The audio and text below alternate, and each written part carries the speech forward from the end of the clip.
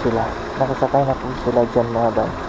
Thank you so much sa pamunuan ng Arakan Valley District Hospital. Maraming salamat po sa inyo sa pagkaano niya sa kay MJ. Thank you so much po. Lalo na sa pag-intindi din sa kalagayan nila. Maraming salamat sa staff ng Arakan Valley District Hospital. So yan mga bay, susundan po natin sila.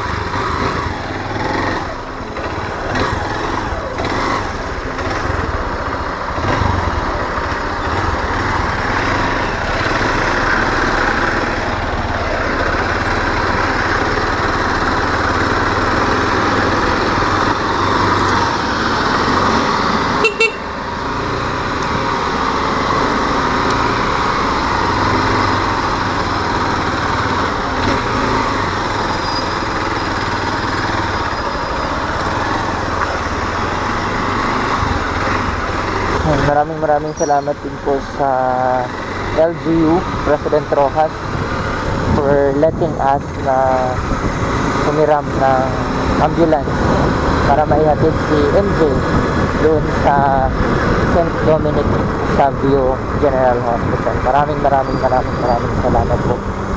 And maraming salamat din po sa kay Dr. Dominic for allowing us na doon admit si MJ mga bay. Kailangan talaga namin mga bay ng tulong, most especially mga bay sa panalangin mga bay for the faster recovery of MJ mga bay.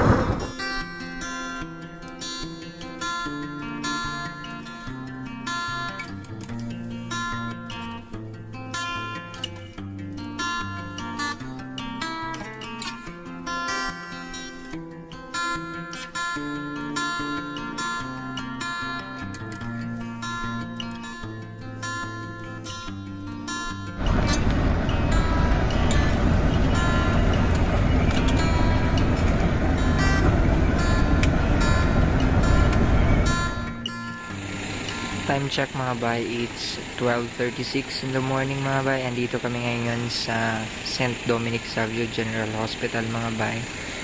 Dito mga bay dinala si MJ dahil nga na fracture yung kanyang binti mga bay.